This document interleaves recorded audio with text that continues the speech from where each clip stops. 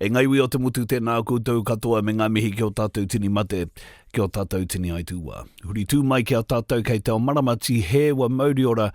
Kia ora, good afternoon and welcome back again to Māpuna. And this week we have a special guest indeed, a new author with a new book. Launched yesterday in Te Whanganui Ātara, new author Neavin Broughton details his life, the challenges posed in his life, in particular health issues that he has experienced and the way he's been able to bounce back from those health issues with support of obviously whānau and friends. I said he's a new author, but he's not new to telling stories, and it is in that vein that we welcome into the studio in Wellington here at RNZ, the man himself, with the book called Everything I Am. Neavin Paul Garth Broughton joins me now. Neavin, tēnā koe. Kia ora, Julian. Welcome to RNZ and thank you for your time. Why a book? The book stemmed from a journal. So when I was in hospital 25 years ago, my auntie wrote a journal on what it was like from a day-to-day basis, and that was really where it stemmed from. So we had thoughts from my auntie, from my mother, from my partner at the time, my friends, siblings, and we felt as though to really do justice to the mahi that auntie had done, that we would share what the journey was like for us, and hopefully that would benefit and support other people that are going through, well, what was for me life-threatening illness. I will get on to the life-threatening illness soon, but why share that trauma? Because that's a deeply personal journey, and yes, I know your auntie wrote about it, and I can understand why she would want to do that. But when something is so deeply personal and life-threatening, as you say, it's a brave decision to decide to share that with the world. Yeah, it's pretty scary. It's taken me 25 years. I haven't wanted to do it. When you share the rawness of the pain, of the kind of the anguish that you go through, there's a real big fear there. There's a real big fear that either people won't believe you or you might get ridiculed. The other big fear for me is I promised my wife that I wouldn't die until I'd written a book, which kind of takes away my, I can't die yet. It's amazing you say that. I was at the wedding. I didn't hear that vow. Obviously you didn't listen very well. So was the plan always to write about this? Is that what you're saying? No, it wasn't. I had a really good friend who I shared the journal with, and she shared it with her mother. And the mother said, she was an avid reader, people need to hear this story. And it was that type of thing, not so much for myself. It's not something I really want to share because you've got to be really vulnerable. You've got to show everything. And do I think I've cracked it? I suppose I was waiting until I'd made it in life and then I'd write about my successes in life.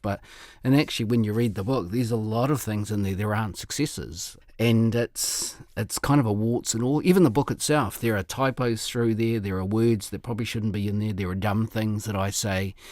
But we've written it as though I was sitting down with my nan, who is now passed, in front of the fire and just sharing a story with her. You've talked about nan, so let's go there. You grew up in the Bay of Plenty, not far from Maketu. People will be aware where Maketu is, in a place called Paengaroa. Never heard of it before in my life. Tell me about Nan. Tell me about your upbringing. Yeah, well, Nan was a person that looked after everyone. She was a weaver by trade. What was Nan's name again? Te Hunanga ki Whangara, which is part of our connection to Ngai Te Rangi, which takes us back to Whangara when our tūpuna rangi hauhiri made his way from Whangara, Arako Te Huna, hiding out in Whangara before they made their way to Tauranga. So Nan was known as Huna, Suna, all these really lovely things. But she was just a lovely lady. She kind of served on people most of her life. She would welcome you in. She'd tell you a story that you'd heard 100 times. And in fact, I think she's welcomed you into her home many times. Well, she's obviously not perfect, but pretty close to it. Indeed. But you're a Broughton, though.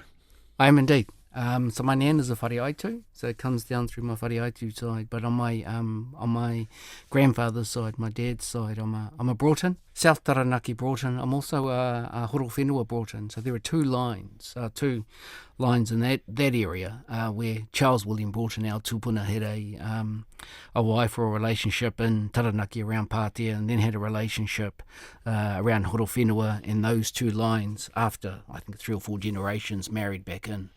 So I come from both, hence the 6-7 toes that I have on my feet. But Nan and Koro didn't live in Maketu or Paengaroa. Well, close to Maketu, eh? Little Waihi.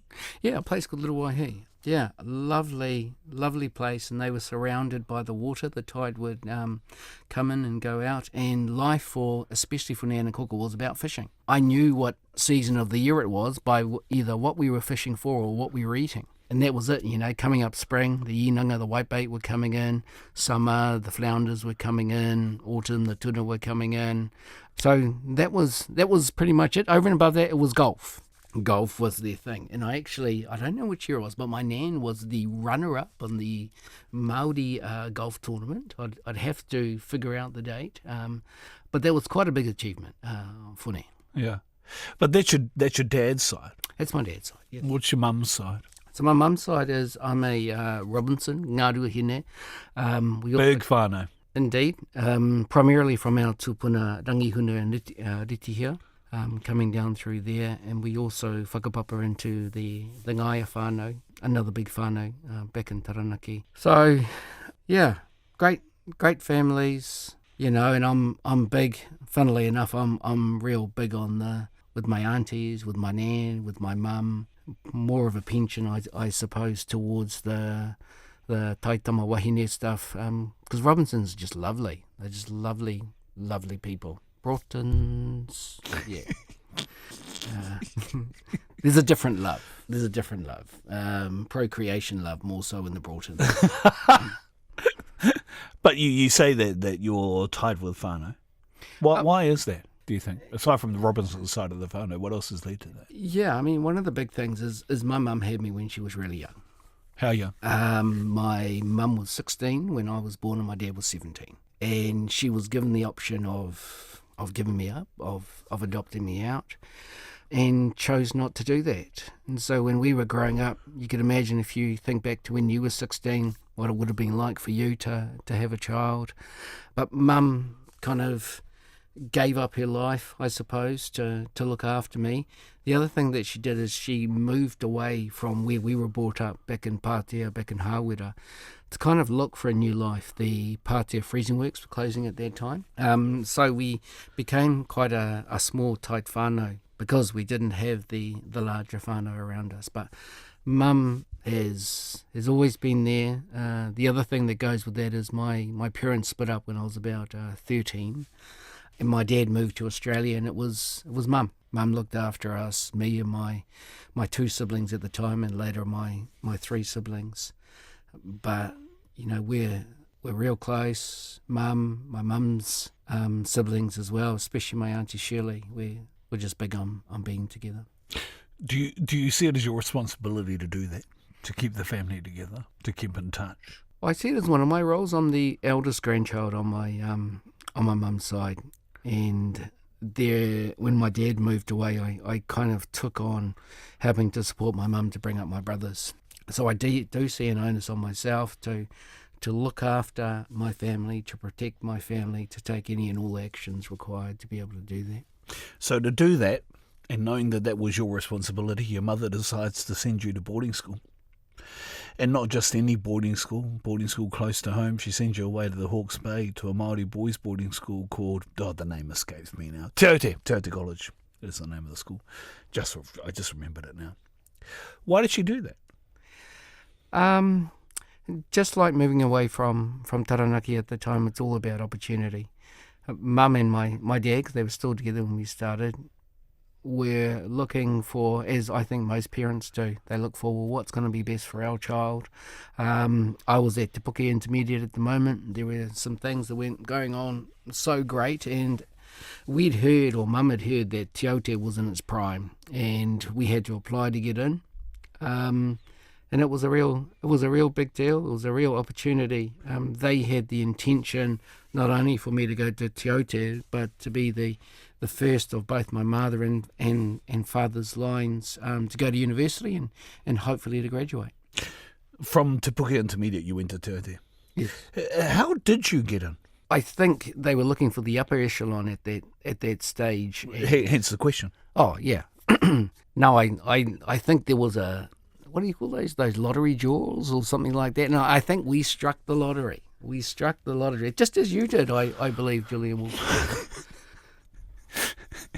When you get to this school in the middle of nowhere, one of its songs talks about the fact that its geolocation is next to nowhere. In January, I think it is, 1980, whatever the year is. From Te Puke, the safe, warm embrace of family, and thrust into the desert, barren lands of Puke, I believe the name of the place is.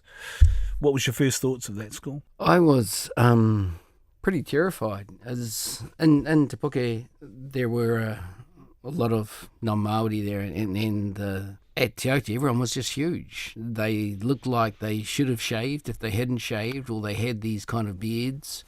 In fact, there was a person who was the same year as me, and I thought he was someone's parent, Mr. Edward Carfier at that time. And it was scary. And the idea of my mum and that leaving me there just kind of horrified me. I think I cried nearly as much as you did in that first year, Julian. Somewhat homesick, I believe. It's interesting. You haven't allowed a lack of facts to get in the way of stopping production of this book, but we'll get into that a bit more, and I just wanted to note that now, but that's evident in what you just said. Why did you, because you stayed there until 7th form, why did you stay there? I think, well, pretty much that was the plan. Mum didn't really give me an option to stay home, to go home. Yes, I was homesick like everyone else, but her plan was to get her children, not just me, but the rest of my siblings as well, through education, through boarding schools, into university, and I just followed their plan. The other thing is that once I'd hit kind of fifth form at Te Aute, 15, 16, it had gone from being an arduous kind of bore and something that I was scared of to something I actually really enjoyed. The Why? camaraderie, the friendship. It was, I'm a pretty quiet person in general. If I can have the opportunity, I don't like to speak a lot, but when I'm around my friends, and if anyone were to see a chat group that I'm involved in, one would see that I do actually probably indulge myself a bit more than others in communicating with my friends, but it's a place where I'm accepted. Before Te Aute, a lot of people didn't eat paua, didn't eat ball up, didn't know how to pronounce Māori names, and didn't go to tangihana and stuff. And finally, I was in a place where I was probably no better, no worse than anyone else, but I was accepted. I had a place, I had a role, and I felt included. We're talking to Neavin Broughton, the author of the new book, Everything I Am, launched in Wellington yesterday. When you leave Te Aute, what was the plan? When I left Te Aute, I thought I was going to be a teacher. I went up to Waikato Teachers College at the time and failed miserably. Why was that?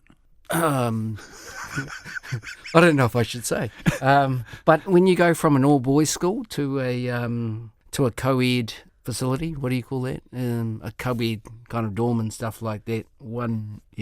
Things happen. It's distracting. It is Things distracting, happen. one might say. And I, even though I dabbled in drinking alcohol, I think port was one of the places, and Opunero, before I went to university.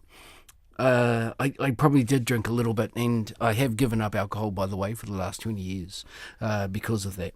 When you're at university, so you said the plan was always to become a teacher, right? Yes. But you find yourself in Wellington at Victoria University. Did the plan change? The plan didn't change, and the reason why the plan didn't change is I met a lovely lady. Her name is Tuihana Bosch, and her son, Te Rawhitiroa, is another great young man. And I was fortunate enough to do te atarangi with tuihana, with whaikatarina, Mataira you're talking Mataira, about. Yeah. back in the day. Yep. And I had the pleasure of actually babysitting Rawhitiroa and his brother Tūmanako when they were young. And it was tuihana that said to me one night, one morning when I went around, she said, I saw what it is that you're going to do in the future. And I kind of looked at her in a bemused way and I said, well, what do you mean? And she goes, if you follow your path, you'll be a teacher. Not a teacher in the classroom, but you'll be a teacher. So follow your path, manage your ego, and you'll be able to make a difference to people. And so from that time, I've followed the line of being a teacher, but not a teacher in the classroom.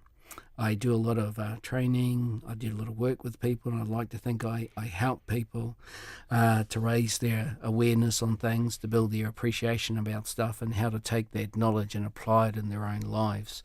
Hopefully to the point where it becomes BAU for them, and right to the point where they're able to teach that learning or that transition of knowledge to other people as well. Must be a pretty seminal moment, though, when someone like that says that to you. This is what you're going to do. Yeah, it was the first time that I'd really experienced what, in Te Ao Māori we might call a matekita kind of moment. But it really opened me up as I went through my journey.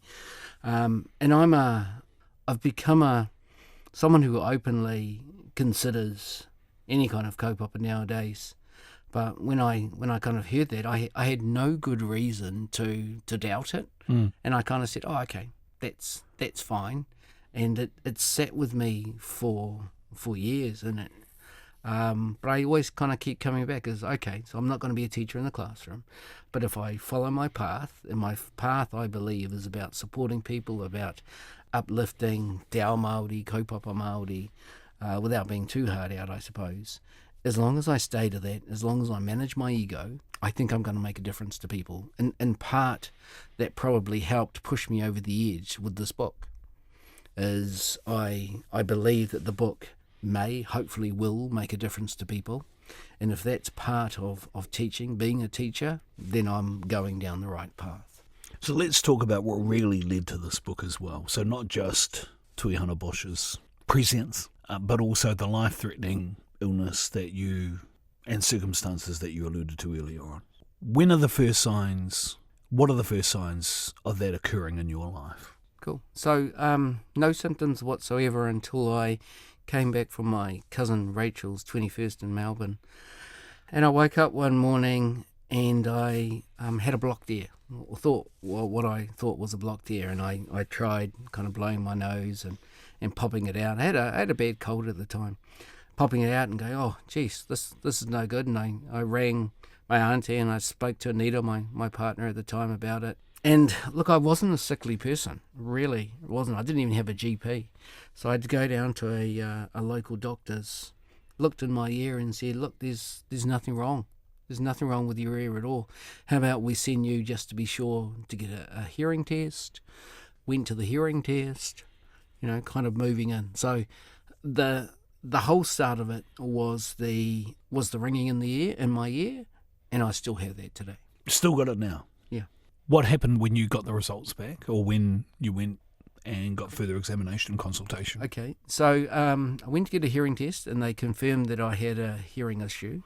And so just to be sure, they then sent me to get an MRI. Went and got an MRI, and after the MRI, it comes back, and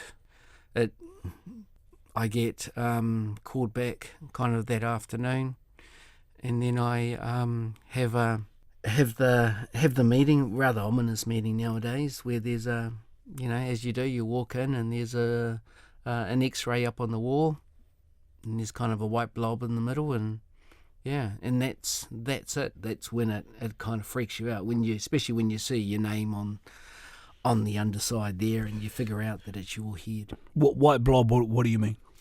Oh, so I had a brain tumour, acoustic neuroma, and it was at the extreme level, which is about 4.5, about the size of an orange, about 4.5 centimetres in diameter. What are they saying you need to do at that stage? So at that stage, they said it was so extreme that it needed to get operated on, so they sent me to a specialist. You mean operated on as in taken out? Yes. What are the risks? Pretty big risks. When I spoke to the specialist, it was basically about a 90% issues that come with it.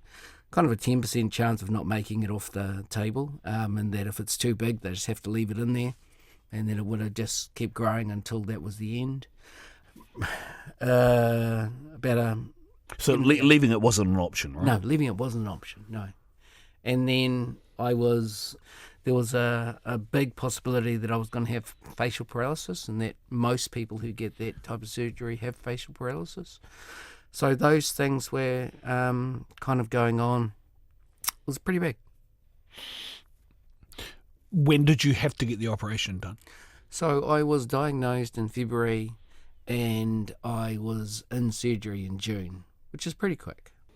What's your mum saying when she first finds out about this?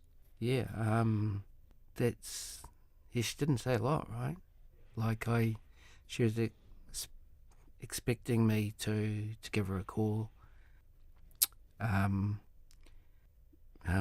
She basically said, "Oh, look, we'll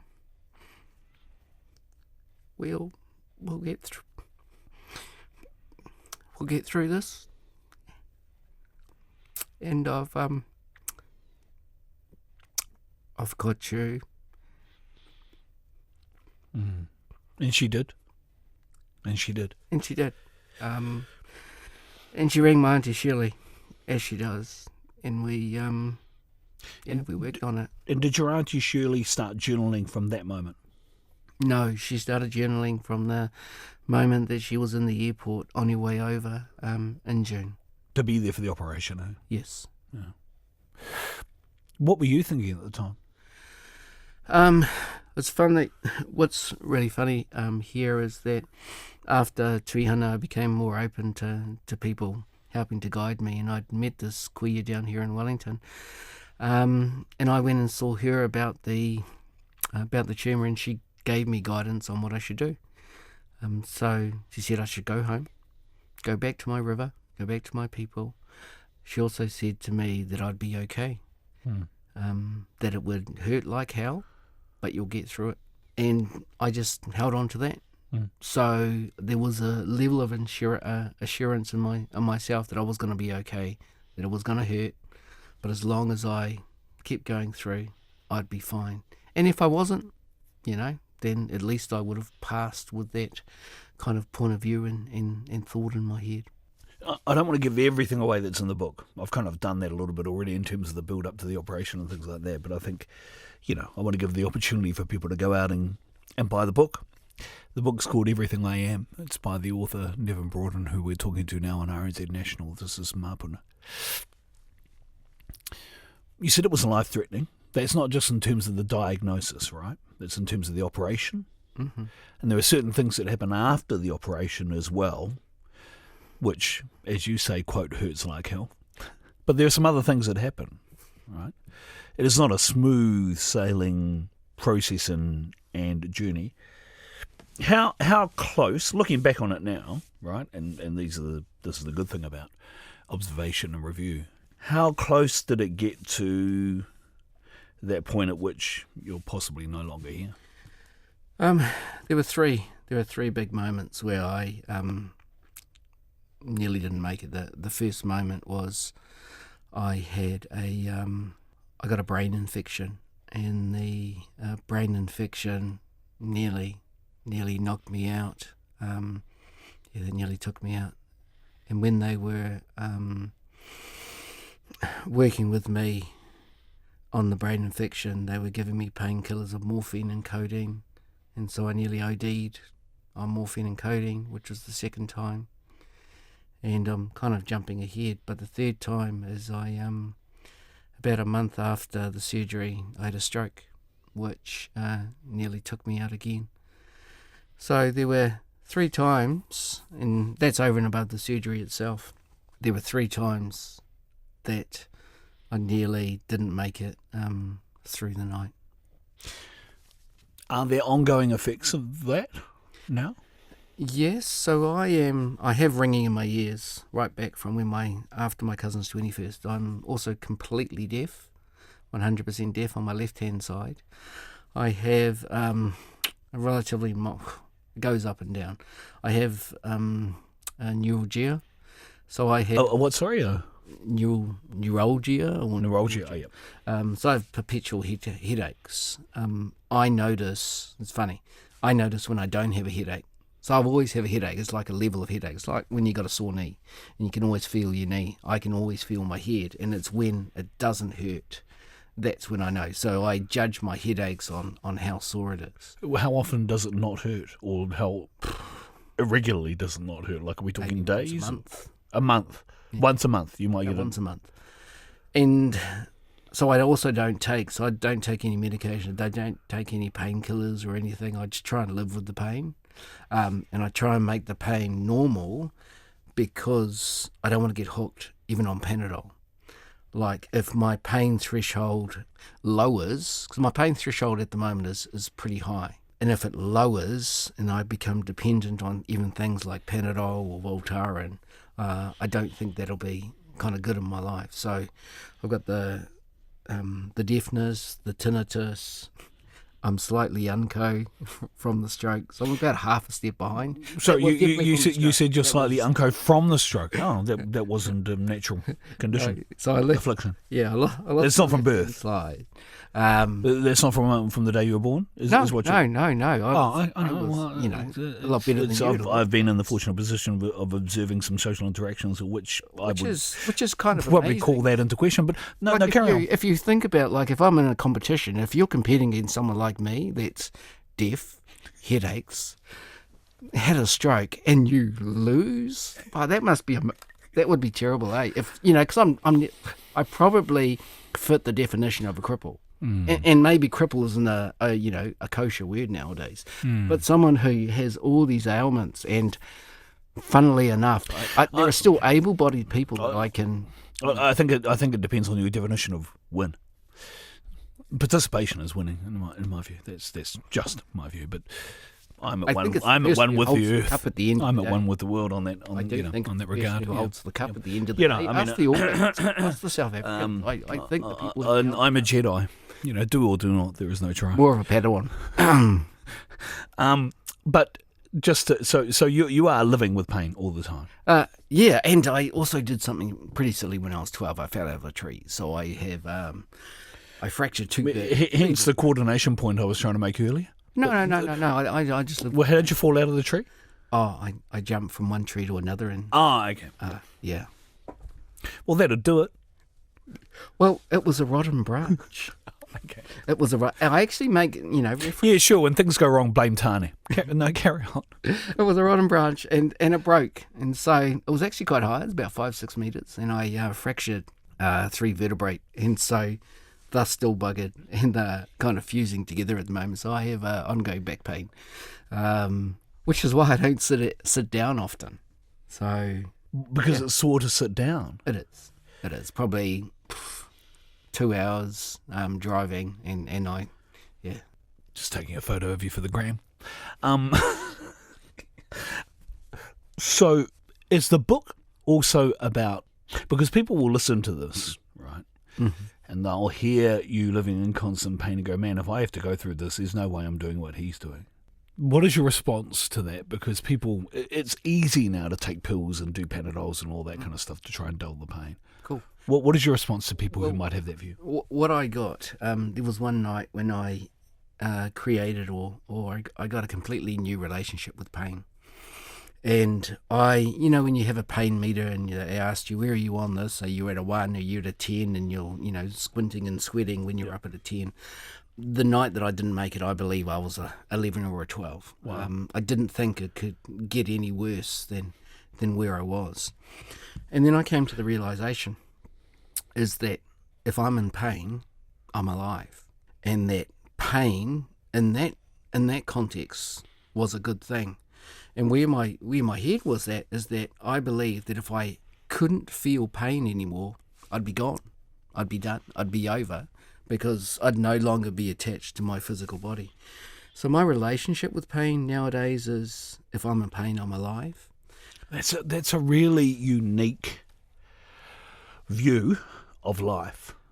It's a really different way that people talk about life. It also goes to is that no matter how sore you are, there's someone who's sorer than you. No matter how bad off you are, there's someone who's worse off than you. And so, and that goes right to the point is that if I can no longer feel pain, it's over. So there's always someone, when I was in the ward, I would hear people, they were crying, they were screaming, they were doing all these other things, because you're in real pain when you're in neuro ward. But I embrace pain because it means I'm actually really terrible with pain. I hate pinpricks. I use gloves. My hands are soft. I get calluses from sweeping the floor. So I don't like that type of pain, but I can handle pain in the 9, the 10. Every day is kind of sore, headaches, migraines. I've just become used to it. The interesting thing is that it's pain no one can see, right? Pain, as you say, 9s and 10s, but no one else knows it. Yeah. Is there other ways in which that pain exhibits itself that you're feeling? Or do you just keep that on lock? I keep that on lock. Why? Because I don't want to share that pain with others. But there'll be people intimately involved in your life who know that you were in pain. Your wife Anita being one of them. Yeah, I mean, why, like the pain that I feel on a daily basis, why would I hand that off to others is where I'm at. So I just embrace the fact that pain means I'm alive, and I want to, I just got to suck it up. Yeah, it's sore. Yeah, it's whatever. But suck it up, because that is part of the price of being alive for me. I don't know what it's like for other people, but in order for me to be alive, I've got to experience, I've got to carry this pain with me. How do other people describe their view of you in the book? What does Auntie Shirley and Anita and your mum say? Well, I mean, one of my things is I'm there to protect people. I'm there to keep people together. Manaaki is really big for us. Like last night, we were up cooking, right? Because we wanted to do a really good launch today, and I'm more worried about how the food is as opposed to how the book is, or all those different types of things. Because it's a labour of love. Like my Nan, she was a terrible cook, by the way. Your Nan? Yeah, Nan. No, she terrible. wasn't. She always had a pot. She always had a pot on the oven. It's not hard to cook boil-ups, right? Yeah, but it's manaakitanga, right? Yeah, it's the manaakitanga. That's what I love to do. And if people who know me know that I'm kind of go out of my way, know that I care. I do a lot of social. I think people think you're OTT. Well, it's funny. Like Anita says, like when you're doing it for people that you love, there's nothing that you won't do. Yeah. And then when you're doing it just the worst thing is, she says, is that if you're doing it for yourself, it's probably never going to get done. Yeah. Hence the book. Like it's pushed me over the edge because everyone's gone, hey, it's about time. Yeah. And I've kind of gone, oh, okay. But if the book was about me or for me, probably would never get done. Yeah. Yeah. Why is it then called Everything I Am? Because it is, they are, and I'm hoping, there's about 100 odd people I've invited today. Everything I am is who they are. I am a reflection of my mum, my auntie, and when you go through this book and you'll see really great people. Some of my closest friends are a guy that we both know, Nathan Tutor, and we should all be more like Nathan. But it's about how do we take the best of the people that are out there and just kind of normalise it and make, why don't we just be good people as much as we can be? Yeah, a couple of things about the book. I just wanted to ask you about the Nathan Tudor guy in the book. He sounds not. I didn't say Nathan Tudor. I just said Nathan. But thank you for well, Nathan sounds more than human. Sounds He is. godlike. He is. Is he? We should be all be. And then if you're ever in a bind, like if someone, if there are injustices, you should go to Nathan. Yeah. I'm just saying. Yeah, no, fair enough. I'll take that under advisement. Is everything in the book factually correct? As far as I'm concerned, yes, that's exactly how it happened. That's a very Donald Trump-like answer, isn't it? Yeah, as far as I'm concerned. Do you feel trumped? Have you been trumped? Well, no, I just wanted to. It is an interviewer's job to ensure that everything, more of a march, that everything that is presented to me is factual, and I'm just merely asking the question, as any good journalist would do, as to whether or not everything in the book is factually correct. It's funny you should say that, because if we look at perspectives, we went through this really, really big thing, but how I saw it was completely different to how Mum saw it, to how Auntie saw it, to how Anita saw it.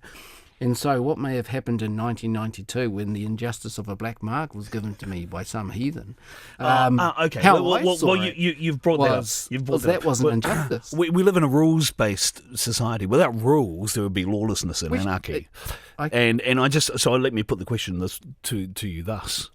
Do you prefer a world of lawlessness, or where people can just flout the rules, no matter their standing in a community?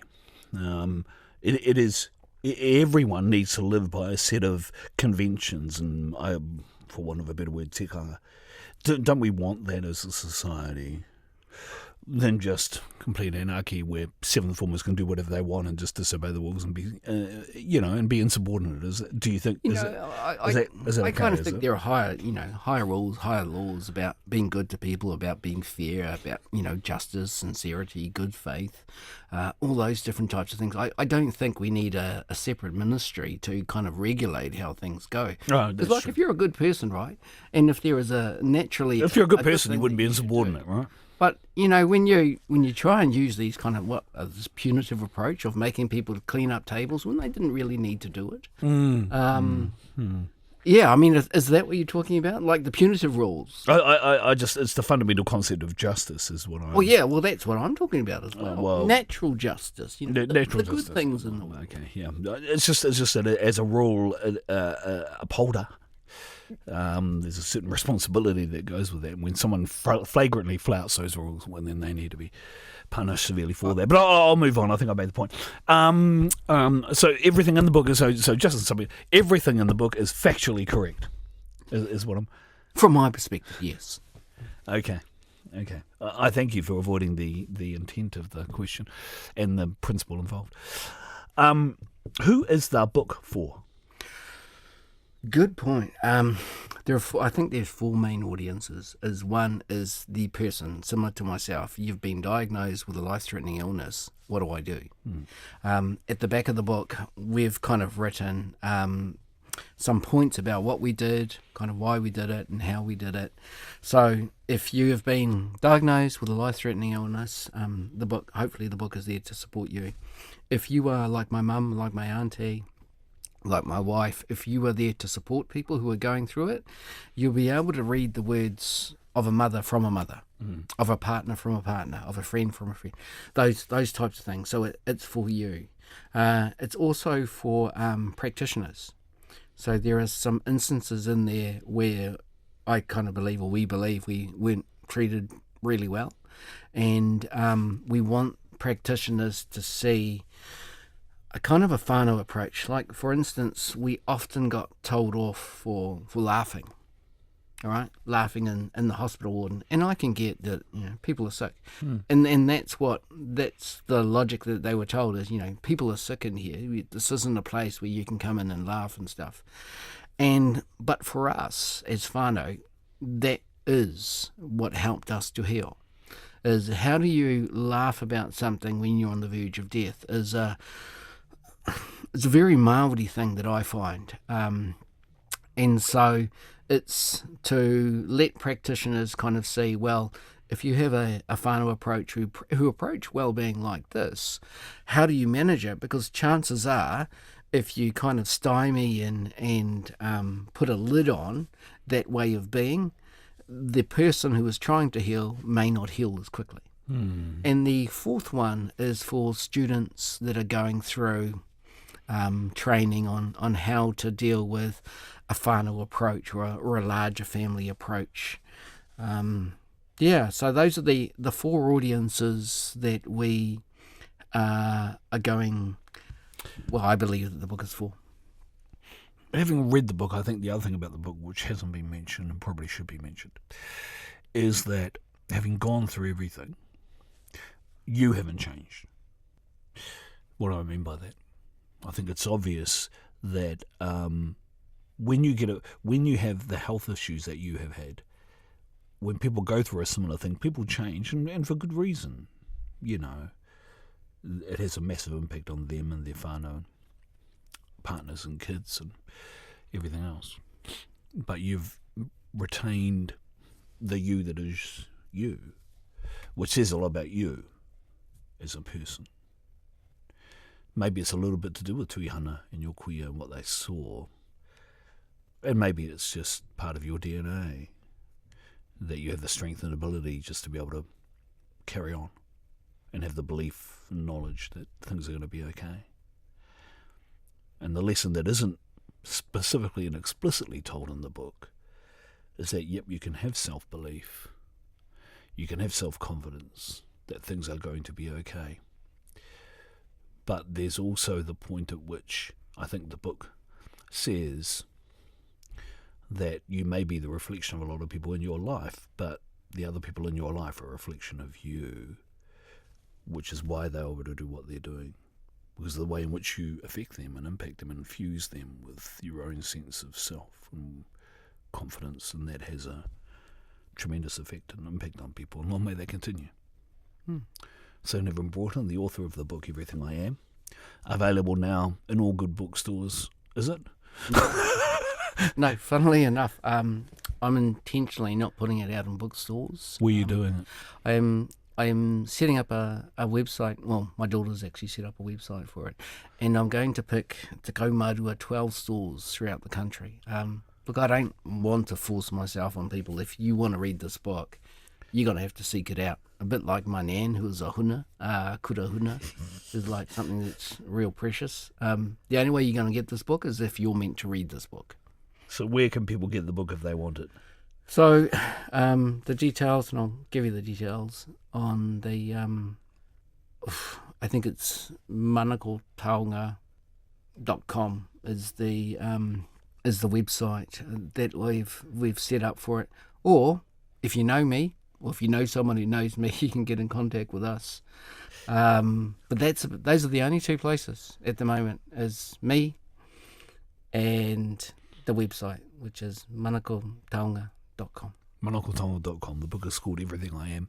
The author is Neavin, spelled Neavin, Broughton. That's another story for book 2, perhaps. And I know it's in this book. We'll save that for interview number 2. Thank you for joining us, bro. Appreciate your time. Bye. That is us for this week on Manako. We're going to try and play a Te Aute song, and by that it might end up being Rui Aperahama. Not that he went to Te Aute, but we'll claim him. Thank you for joining us this week. Appreciate all your feedback. Thank you to our guest and also to our producer, and Sticky, who is our technical director this week in the Wellington studio to enable us to interview Neavin at RNZ Te Whanganui Atara this week.